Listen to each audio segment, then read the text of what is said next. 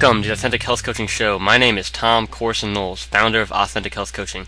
If you haven't already visited us over at AuthenticHealthCoach.com, please do. We have an amazing free report for you with Dr. Corson's top 5 nutrition tips. It is the #1 guide to taking your health to the next level. And thank you so much for joining us on the show today.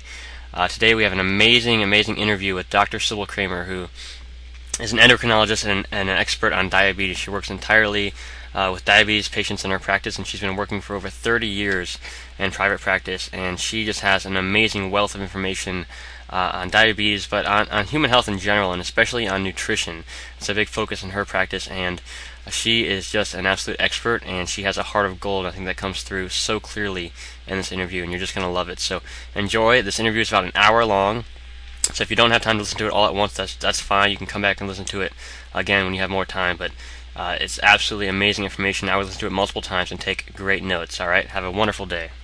Well, thank you so much for being here with us today and for coming on the Authentic Health Coaching podcast show. And why don't you just tell our listeners a little bit more about you and your background?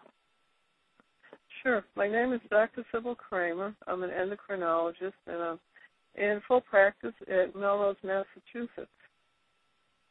An endocrinologist is a branch of internal medicine where we concentrate on the treatment and prevention of disease that are hormonally based. The most common diseases I treat are diabetes, thyroid problems, osteoporosis, sometimes unexplained causes of obesity, and other type things. Awesome. And I know that you've been practicing as an MD for over 30 years now, is that right? Over 30 years. I actually graduated from medical school in 1975, did internship and residency for 5 years. The last 2 years, the training was just concentrated on endocrinology, and then I started practice way back in 1980. That's awesome. So I'm sure you've seen a lot of changes over the years. What kind of changes have you seen in the American public's health over that time? Back when I started practice, people were actually paying for office visits. They were more responsible for their own health. Medicare was starting, but it was optional whether doctors accepted Medicare or not. So patients actually would pay for their drugs, for their medical care, and then they would apply to be reimbursed. So the amount of charges were actually decided between doctors and patients. Things weren't regulated the same. Patients would really come in when they felt they needed medical care, and they would really try to get the most out of their visit because they didn't want to have to come back and pay more. So I think they paid more attention, and they took more personal responsibility for their health rather than having the government and the insurance company be responsible for the cost and then feeling responsibility to deal with the doctor. So it's almost like a shift in customer where the customers were my patients before, and now the customers are more insurance company and the government. That's really fascinating. And, you know, what you talk about personal responsibility is, you know, what I talk with my clients and customers every single day is that you've got to take responsibility for your own health. You know, no one else can do it for you. It's not your doctor's job or your chiropractor's job or anyone else's job. It's your own job, you know, to take responsibility and then to build a team of doctors and chiropractors and people around you to help you with that. Yeah, people used to do that automatically. Now it seems that people will get a primary care physician who is usually a family practitioner or an internist, and then it's up to the internist to kind of build a team and tell the patient, you know, where they can find all the resources that they need. And the physicians actually share the responsibility for the patient's risks. Many insurance companies audit our charts if they don't think our treatment is adequate or appropriate, or if patients aren't doing well, they actually withhold a portion of our payment. So it really, the responsibility really just shifted from doctor to patient. From patient to doctor. And I think that's a bad shift. Gotcha. Yeah, so it sounds like what you're saying is that we really need to take a step back as the American people and personally and say, you know, it's my responsibility for my own health, and, you know, I've really got to step up and take charge and take control of it. I think that's definitely right. And people seem to be overwhelmed and stressed with activities of daily life, and they don't seem to want to look at things in the long range. What will happen if I don't follow my diet? What will happen if I don't exercise? Do I really need to take the medicines that somebody asked for? And they do it in other things, too. They vote without learning about the candidates, and they'll just look at 2-minute sound bites and make decisions.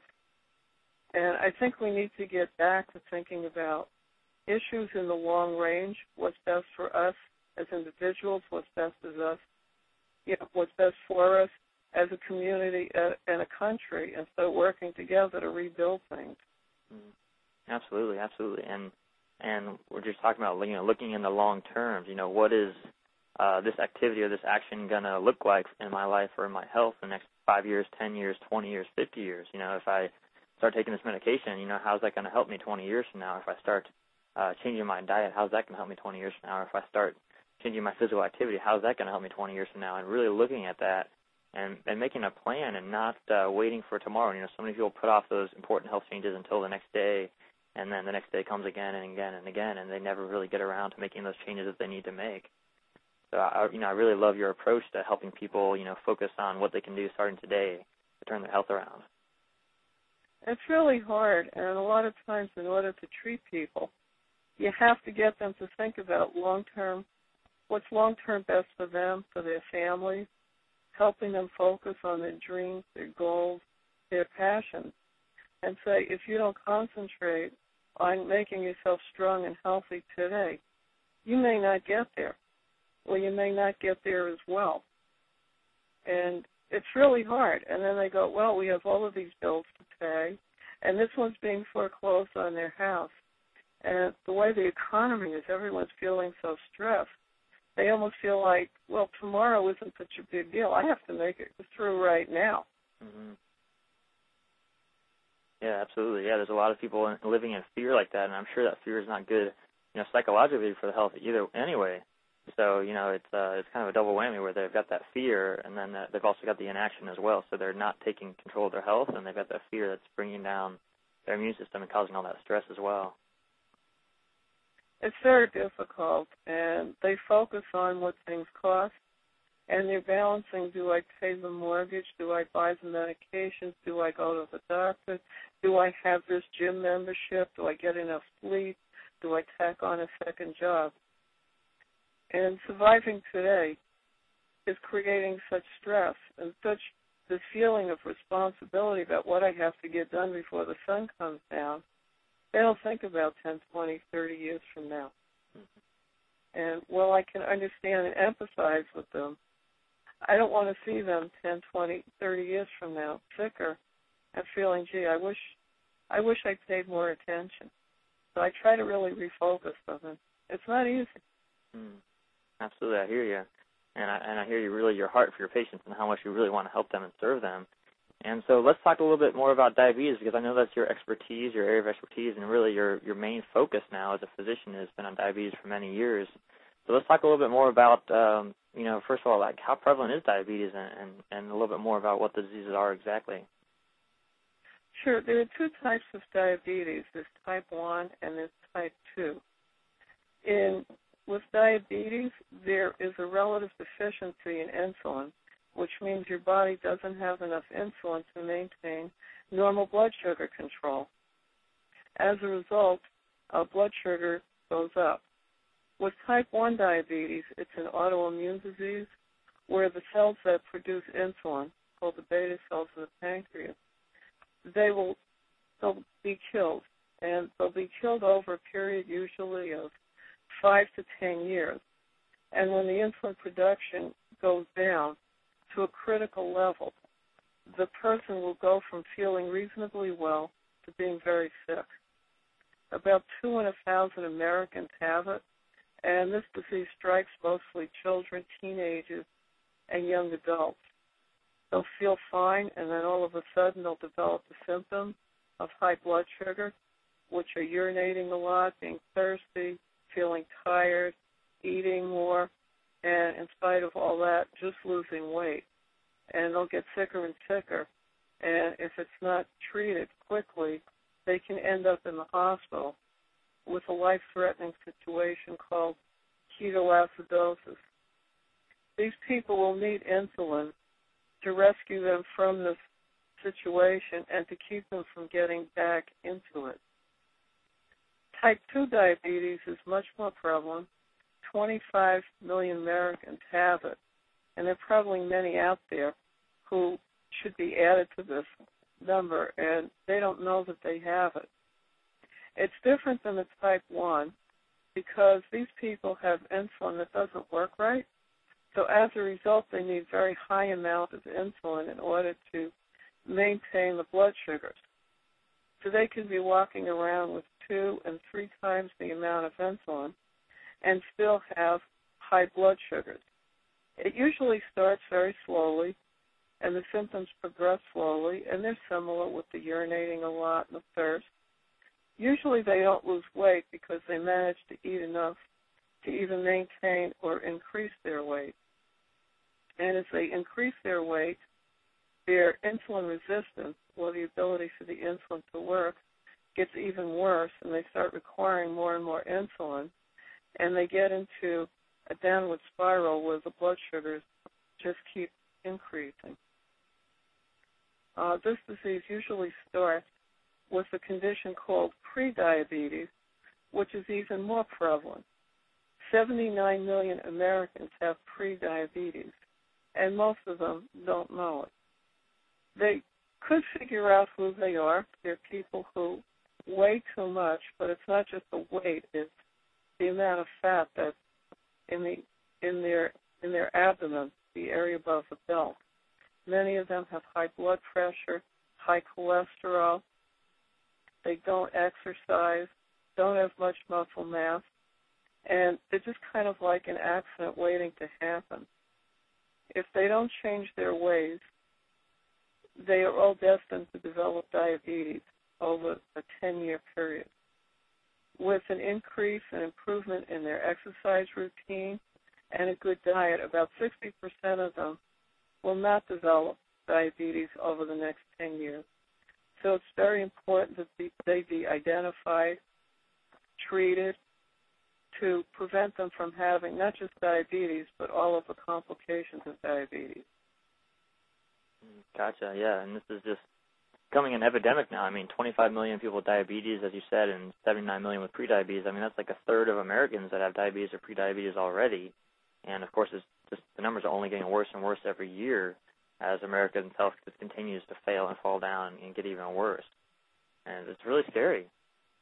It's very scary, and it should really be scary for all Americans. It's not just the third that have it. It's the cost of treatment. And when treatment gets shifted to insurance companies and government, we all start paying for it. The cost of just treating diabetes is about $100 billion every year, and it's estimated to be about $830 billion by 2030. And this inability to take care of health, the obesity epidemic and the diabetes epidemic, in conjunction with the government taking responsibility for everybody's health, is a major contributor toward our national debt, which as taxpayers, we all have to somehow pay down to straighten out our national economy. So it's not just the misery that the disease causes an individual, it's a problem that it's causing for our entire nation. Absolutely, and that really is scary. I mean, with everything that went on with the debt limit and the debt ceiling, and now as a nation we have over $14 trillion in national debt, and the medical bills just keep adding up, and all the Medicare costs and so on and so forth is just increasing our debt to really unsustainable levels. And with diabetes and cancer and heart disease getting so much worse every year, it's scary to think of as a professional in the health industry and nutrition industry. Where are we going to be 10 years from now, 20 years from now? Can we even be able to afford health care for the average American? And will we even be able to, turn around this tide of disease? I think unless we get people into personal responsibility for their own health and start teaching them early Like one thing I advocate, which they used to do when I went to school, nutrition was a very large part of the curriculum in public schools. Parents used to be invited to science fairs, and a large part of that used to be nutrition. Every kid would graduate from 6th grade. They'd know about the food pyramid, the food groups. They'd have ideas of how many calories there were in food. Unfortunately, they didn't really know at that time that carbohydrates were bad. At that time, they were concentrating more on lowering fat. But I think the concept of teaching kids about nutrition and teaching kids that they need to teach their parents about nutrition and getting families involved so that obesity doesn't affect our kids so early is really important. Right now, our kids have lower life expectancies than we do. And that's all from improper eating too much, playing video games, sitting around computers and not getting exercise, and not learning the proper way to eat and having parents enforce it is a big hunk of our national problem, as well as problems for individuals. Yeah, that really is scary, and it just breaks my heart to think that children today will have a shorter life expectancy than their parents, and that they'll die before their parents will die. I mean, that's the first time in history that's ever happened in America that's been able to change that way, and I just think it's wrong. It's just so wrong that as the richest and wealthiest nation in the world, that our health is just falling over a cliff, and it's like so few people are paying attention, and so few people are willing to step up, as you say, and really take responsibility for their own health. But I think it's our duty to ourselves and to our family and to our country as patriotic Americans or whatever country you're from, to really step up and take responsibility, because every country around the world is facing these similar health challenges and health crises. And, if the average person doesn't go ahead and take control of their health themselves, then, we all fall off the cliff together. And so it's really up to each individual person to take responsibility. It's very scary, and I don't think the government can take responsibility for people's health in the way people are wanting them to and expecting them to. It's almost like having the government take charge of everything. The government should make sure that you have enough food, that you're housed in the right place, that you watch your health. Maybe they'll even tell us what movies to watch and everything else. And I've been seeing national freedoms going down as the debt's been going up, and we've been trying to control it. And I think we really need to give power back to the people. And the problem is the people need to be willing to assume the responsibility that goes along with that power.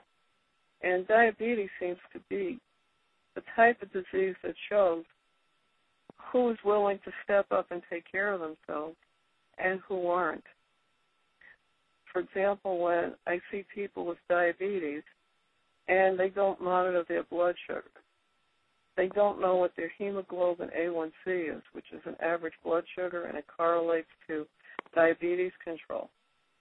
They don't know what their cholesterol is, even though it's reviewed with them that people with diabetes who have high cholesterol are even more likely to have complications of diabetes, such as strokes and heart attacks.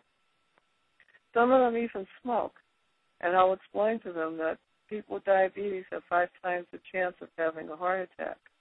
People who smoke have 5 times the chance of having a heart attack, and people with diabetes who smoke have 25 times the chance of having a heart attack.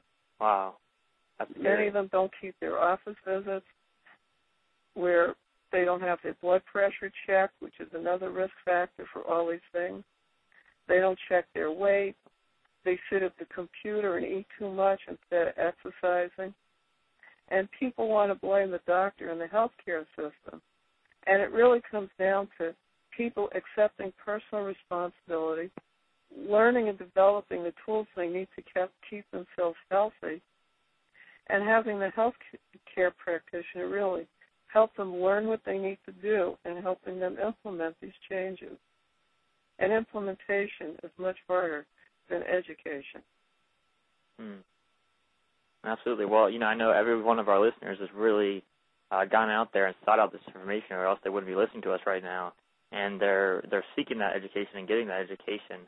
So, obviously, just this call alone, I'm sure they're going to learn so much about their health and how they can take it to the next level. But, how could someone take this? What tips do you have for someone who's got the education, who's listening to this call right now? How can they start implementing things today to really improve their health and take their health to the next level? Okay, one of the things they need to do is to figure out what they know, what they need, and then what they need to know, and figure out where the gaps are.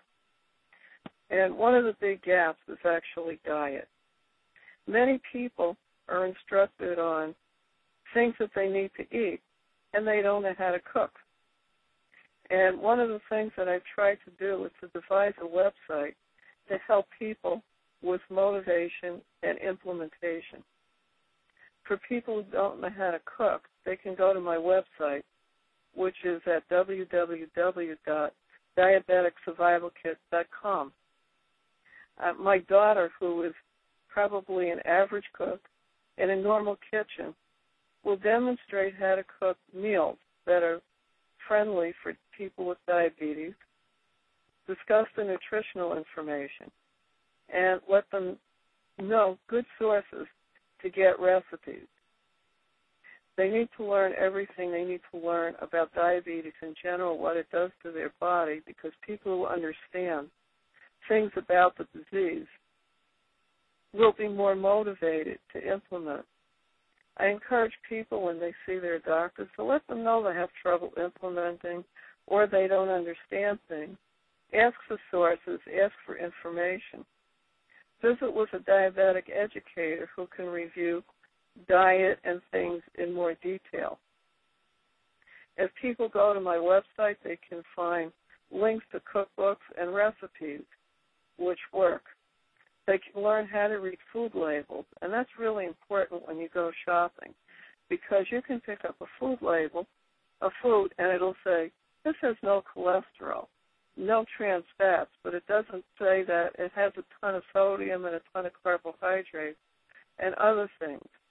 So when they shop, they need to go slow, look at the food labels, and try to see, is this something that I really need for my body?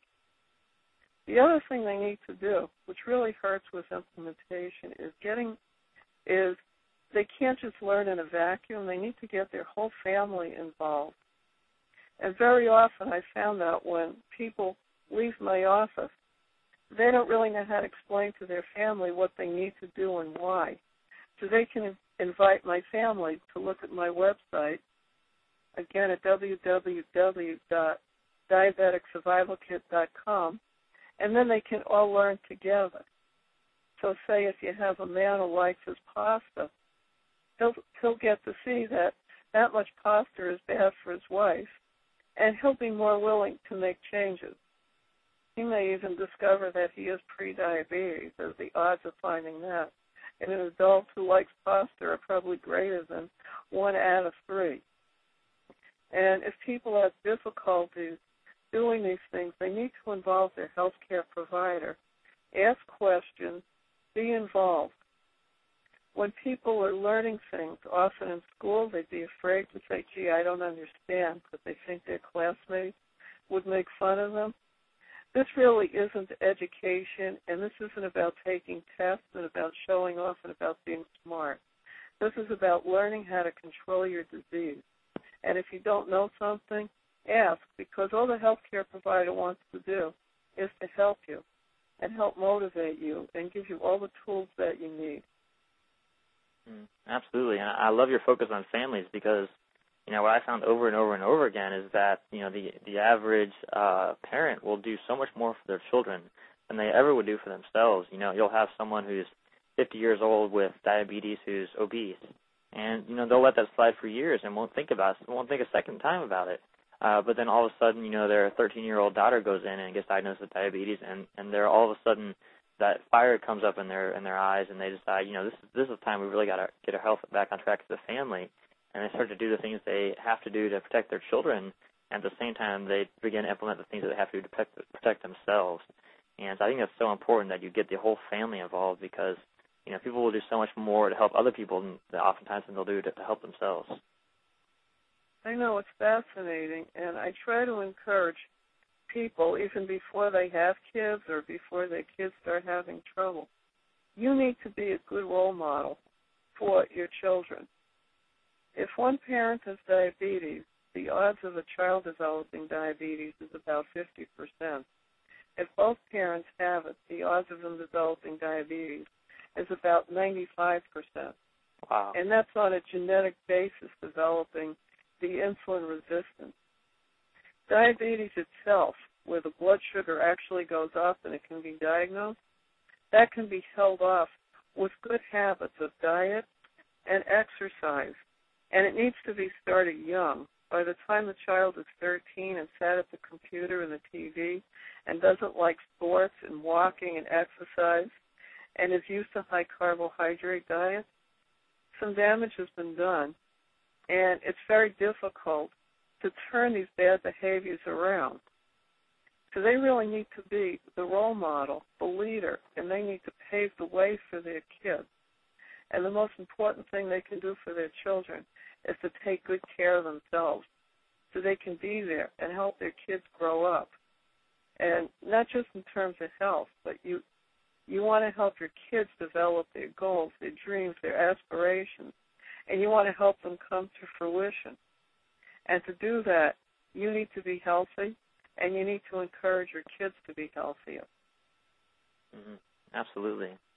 And, I love your focus on prevention and, how you share the message that, diabetes is something that can be prevented and something that can be improved by just making these simple changes in your health and your diet and so on. And, I feel like so many times people are discouraged because they hear people say that, diabetes is chronic and there's no way you can ever get better, and heart disease is terminal and there's no way you can ever get better, and cancer is terminal, there's no way you can ever get better. And, I had someone tell me that, there's no terminal disease, there's only terminal thinking. And That's exactly right. I mean, we're all destined to die someday. And I think what's more important is not focusing on when we're going to die. More important is focusing on how we live. Absolutely. And people who have diabetes, to me, they're heroes. I kind of see them as walking around with a 70-pound backpack, carrying out all of their daily activities, and still maintaining their hope, dreams, and aspirations. And I see them, they're like soldiers. They're like heroes, only the burden that they carry is invisible. And sometimes they feel like they're carrying it alone, which makes it even more difficult for them. But if they meet the challenge, then the diabetes doesn't beat them. I kind of tell my patients diabetes is different than other diseases. I can't treat it for you. You need to treat it yourself. And what I am is a coach. I kind of help guide you. I show you what to do. I help you implement it. But you need to do it. And what's important are your hopes, your dreams, your aspirations. I call it your why. Maybe your why is, I want to see my kids grow up. Maybe your why is something that you really want to do special in your life. And you need to remember the why. And that will help give you the strength to carry around the burden of having diabetes and actually doing it and following through. Absolutely. One of my mentors, Jim Rohn, said if your why is big enough, you can endure almost any how. And if you just have enough reasons to live, enough reasons to move forward and to take action, enough reasons to take care of your children and your grandchildren and be there for them, then you'll do whatever it takes to get better from diabetes or from whatever condition that you have, wherever you are in your life. And, you just have to really focus on, what do I really want and what are my reasons for taking action. It doesn't matter how hard it is to cook or to eat healthy or to exercise. If your reasons are big enough, if you really want to be there for your children that badly, you'll do whatever it takes. That's exactly right. And I tell them the same thing. You need to do whatever it takes and look at your goals and your reasons. And that should provide you the strength to get you there. I mean, many times I'm actually working to help build up somebody's ego because when they hear they have diabetes, they become so overwhelmed by it.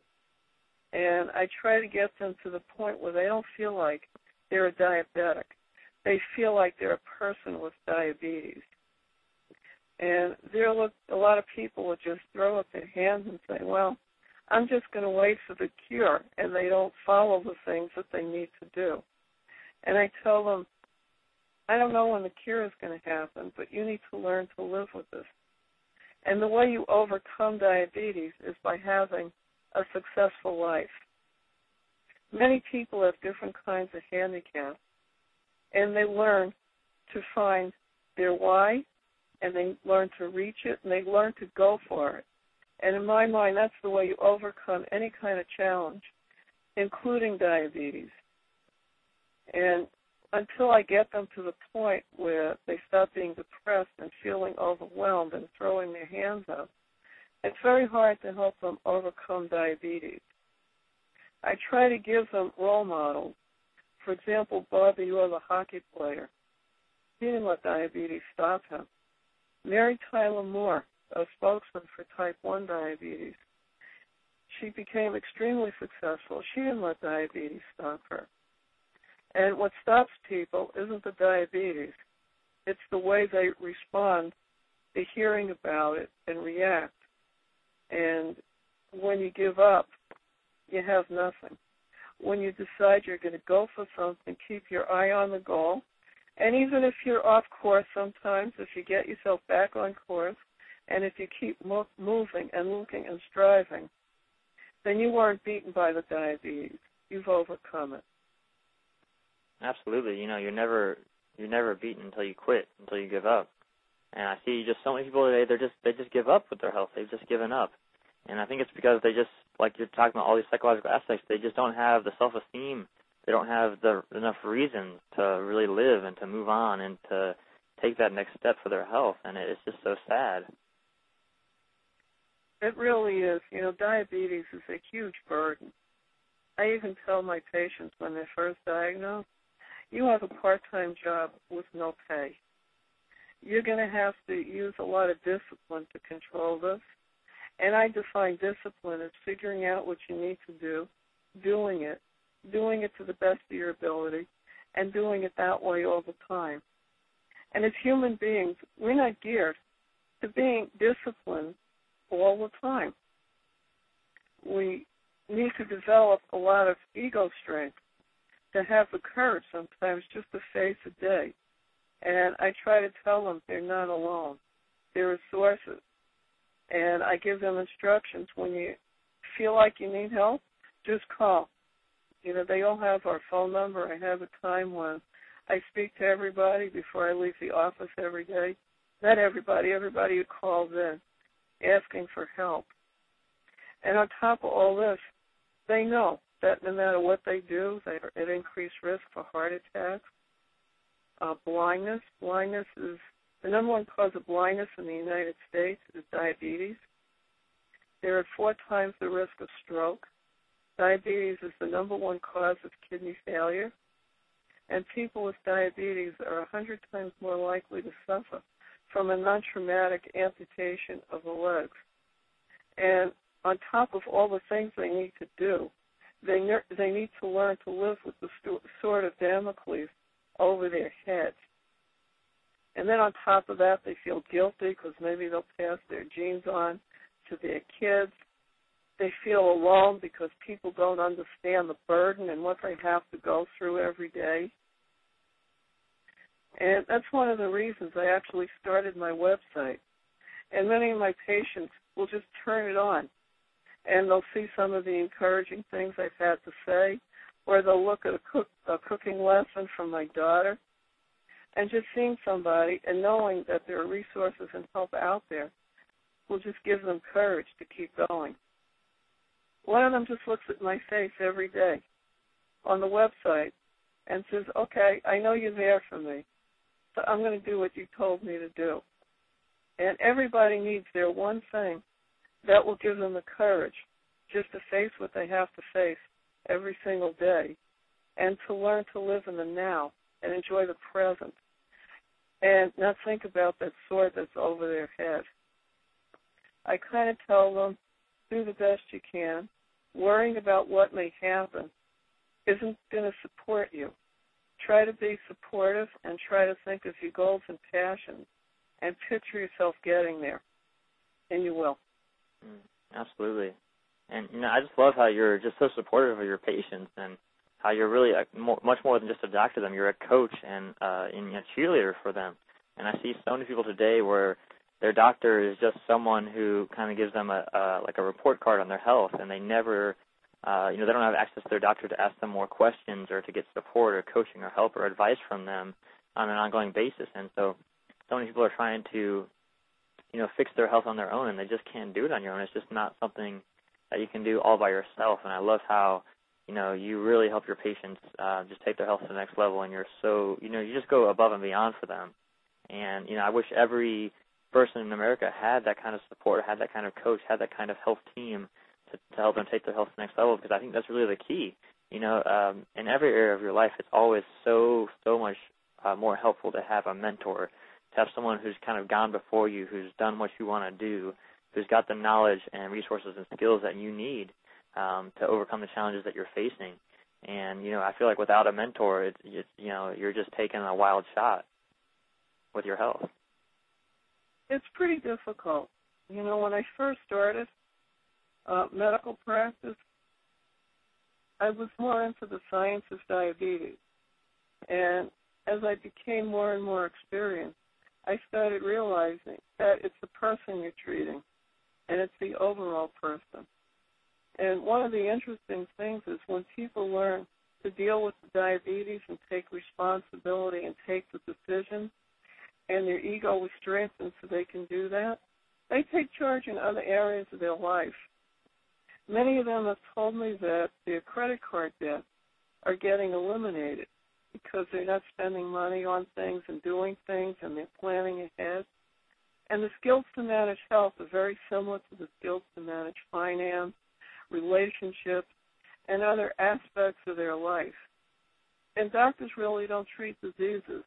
We treat people. Unfortunately, insurance companies grade doctors on how we treat diseases, and they look for numbers. They judge us on certain metrics, and many doctors feel that if the patients aren't going to meet the metrics, then they're going to get bad grades, maybe thrown off insurance plans. And it becomes difficult for doctors to have patients who don't follow their instructions, because that hurts the doctor too. And it's the shift to insurance companies and government that is forcing doctors, especially the young ones who have been brought up in this environment, to concentrate almost exclusively on the science and the metrics, and not on the people who are trying to help. Yeah, I see the situation. It's just a shame, and it's so important, as you say, that people understand that health is connected, and that as they improve their diabetes or whatever condition they're facing with their health, they're going to improve every area of life, because who you have to become to overcome diabetes or cancer or heart disease is a whole other person on a whole other level than you are now. And when you overcome that challenge, as great as it may seem now, you're going to overcome challenges in every area of your life and become a much stronger, better person. And, your finances will improve, your relationships will improve, your family life will improve, your career life will improve, because as you overcome those challenges, you're growing as a person. And, one of my mentors told me, T. Harv Eker, that, you're either growing or you're dying. There's no middle ground, and it's just like a plant, a tree. If the tree stops growing, it's going to die. That's just how it works. And I believe as people, too, if you stop growing, you're going to die. And so, if you really want to take responsibility for your health, the only way you can do it is by growing, by learning, by becoming better, by developing that discipline that you've talked about. And as you do that, every area of your life improves. So it's really about much more than just your health. It's about, living a great life, living a better life, living the life you really want to live. No, that's exactly right. I have all my patients do affirmations, too, and that helps. And I have them write, some of the affirmations I encourage are, I'm not a diabetic, I'm a person with diabetes. I have them think about where they want to go. And sometimes people are taught through negatives when they should be taught through positives. For example, many people will take a picture of themselves being overweight and put that on their refrigerator and think they'll get that to help them stop eating. I try to tell them, find a picture of yourself when you were nice and skinny and put that on the refrigerator and say, that's me. That's where I want to go. I encourage them to figure out their own affirmations and say them every day. And many of them will transfer from I'm bigger than my diabetes to I'm bigger than any problem. And if you're bigger than any problem, you can master any problem. And I agree. It's the same type of skills. And when I watch patients grow, sometimes I think that their diabetes was actually a gift because it was the force that started them on a new path of life where they're going to become bigger and stronger emotionally. And maybe because they need the discipline and the strength to overcome diabetes, they will also overcome other problems in their life. And maybe if they didn't develop these skills through treating their diabetes, they would have been beaten by other things. Absolutely. And that's, it's like the day that turns your life around. And that's one of my proudest moments as a health coach and nutrition coach is to see my clients and my customers who, that day that turns their life around, when that light bulb goes on and they really do take responsibility for their health. And, everything after that is just kind of a given, going through the activities, changing their diet, doing the exercise, doing the things they need to do. It just flows naturally from that decision, from that moment of choice where they see a new vision for their life and they realize they can go for their dreams and goals and they can overcome the challenges that they're facing. And they just take responsibility right then and there. And, I feel like it's just that one decision that makes all the difference, and everything afterward is just kind of, it just becomes easy because, they have enough reasons. They've got that vision for their life of how they can be healthy, of how they can have what they want in their life. And, it's just such an amazing moment, and it's why I do what I do, because I love to see people make that decision, make that commitment, and turn their life around. No, I agree, and that's why I love what I do. Sometimes I'll be up at night trying to help somebody who's really sick, and everybody says, wow, you did this great thing.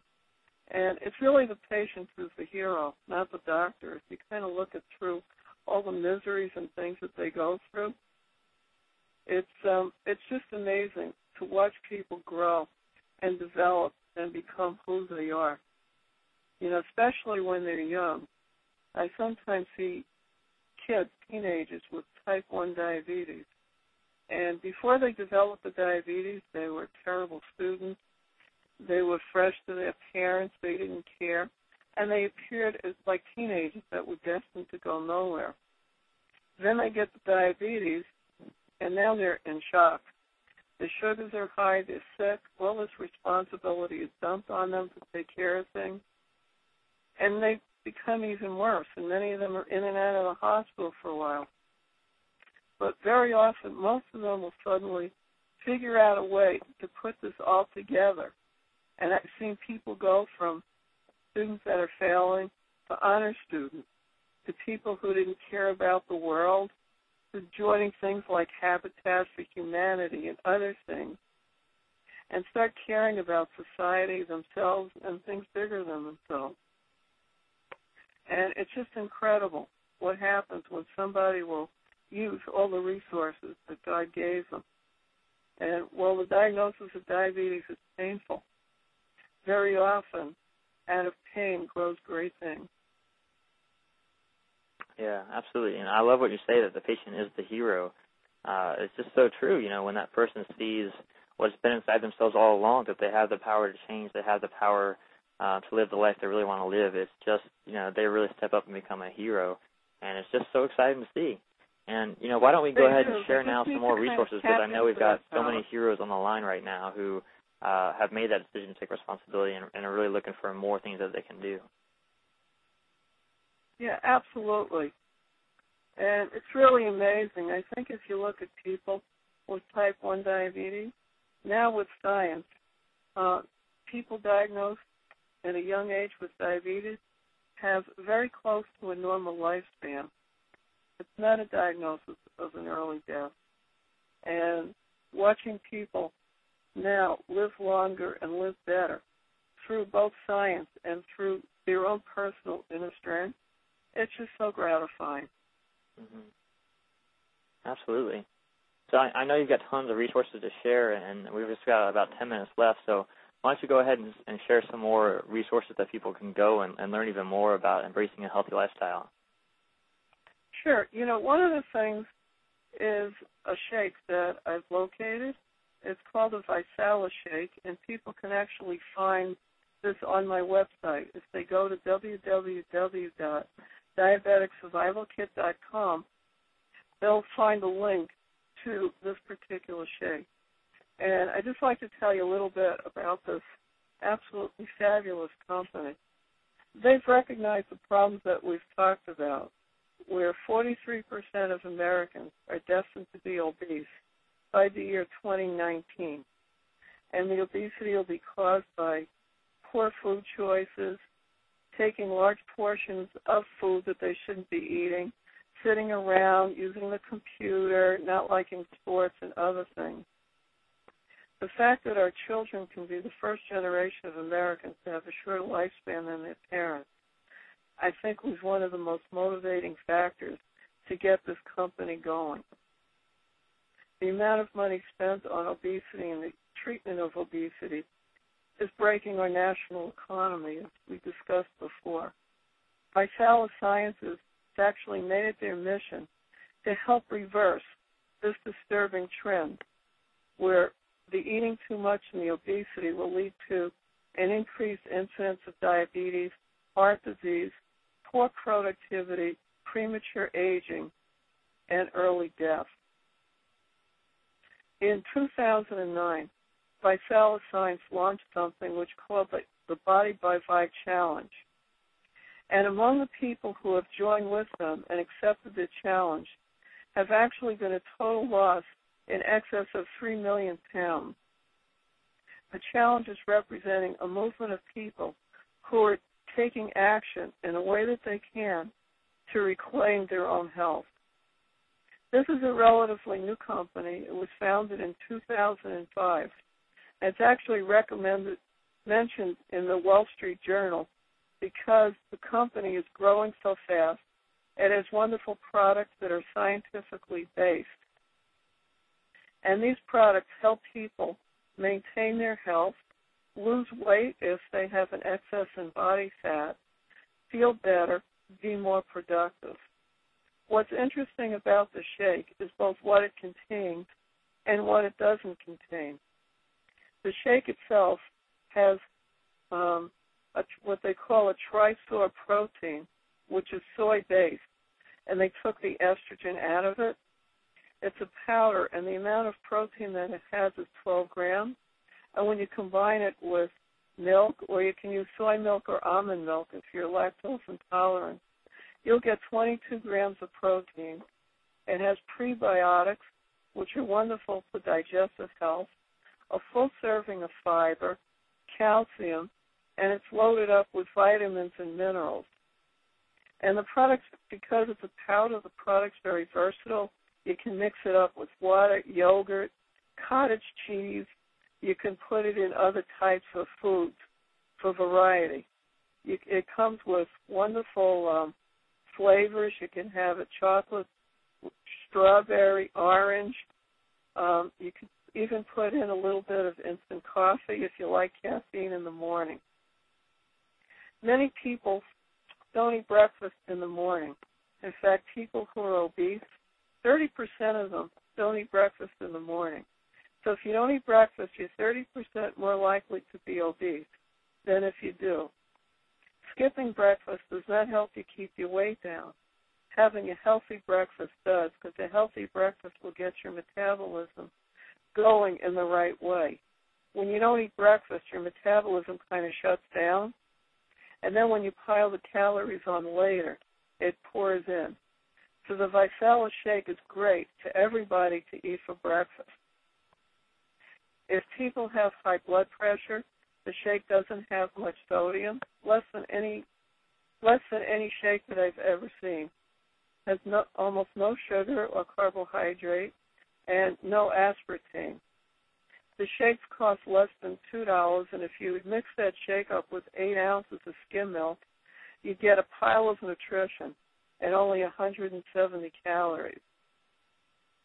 Visalis Sciences recognizes that people have trouble losing weight by themselves, and they try to encourage family and friends doing this. So they have what they call a 3-for-3 promotion. If you can get your family or your friends, and you only need 3 to use this product, you get yours for free. And they promoted a new 90-day challenge, which doesn't just involve individuals. They promoted a 90-day challenge. And to motivate people, they actually have $10 million, and that's right, $10 million worth of prizes that they give out. And they're not just given out for the biggest loser or the people who do the best. They're given out for people who, people at random, who just have joined the challenge. After reviewing the things that are in the Visalis shake, I put my whole family on this. I've been on the shake now for about 40 days. I've actually lost 10 pounds. My husband lost 24 pounds. And my goal now is to get down to my high school weight, not just the weight that I've been carrying after I had my couple of kids.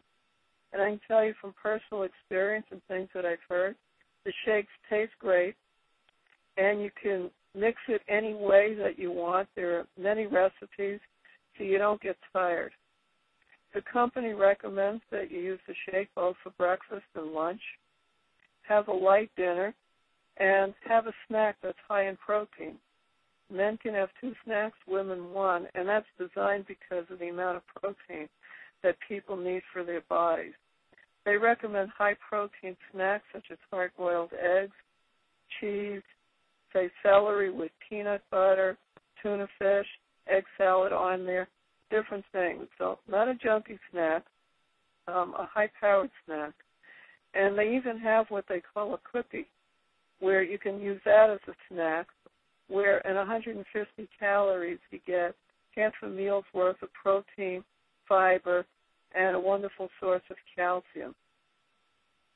For people who need to make a financial difference in their life, this is a fantastic business opportunity where the company really provides a lot of incentives and a lot of help and support to help you develop.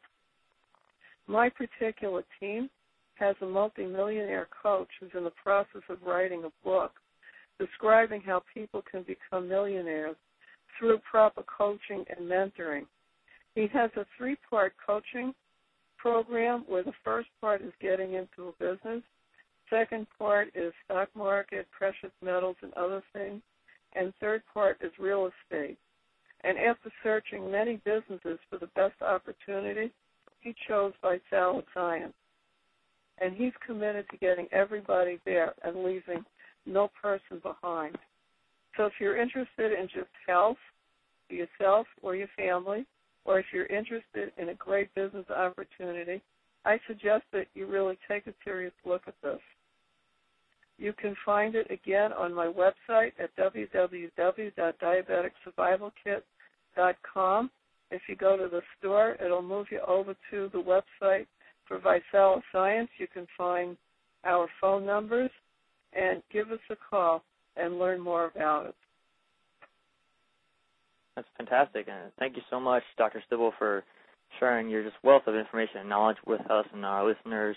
And I know it's just going to make a difference in thousands of people's lives, the information and education that you've been sharing with people.